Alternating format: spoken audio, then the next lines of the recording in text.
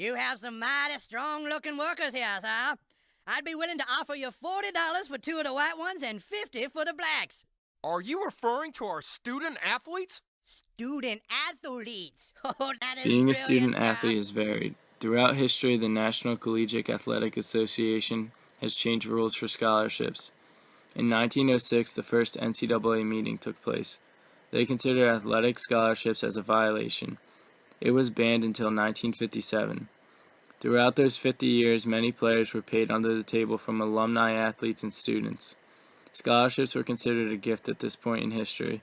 The NCAA wanted to avoid the players to be named as employees. Since it was considered a gift, players could abandon their team and still receive their scholarships.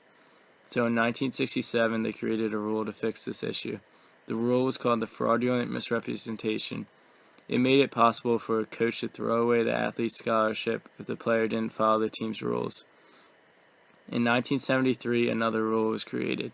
It allowed scholarships to be taken away if a player became injured or didn't meet expectations. Most people would consider the NCAA sports just an extracurricular activity, but if you look at the way they are treated, it is a job that they must take seriously or they will lose their scholarships. Since players have no time to make money, they are forced to live below normal standards of living. That's kind of great. Good for them. At the end of the day, to certain points, we as student athletes, get utilized for what we do so well, and we definitely, we're definitely best to get a scholarship to our universities. But at the end of the day, that doesn't cover everything. We do have hungry nights that we don't have enough money to get food, and sometimes, needed money is needed. But I don't think, you should stretch it out to hundreds of thousands of dollars for players, because that's not, a lot of times guys don't know how to handle themselves for money. So, but I think, Northwestern has an idea, and let's see where it goes. Do you feel like an employee? I just feel like it's a student athlete, and sometimes, like I said, there's hungry nights where I'm not able to eat, and but I still got to play up to my capabilities, and sometimes it's that way. I don't see myself as so much of an employee, but when you see your jersey getting sold, it may not have your last name on it, but when you see a jersey getting sold, things like that, to some credit, you feel like you want something in return, and sometimes it feels that way. But like I said, I don't think student athletes should get hundreds of thousands of dollars.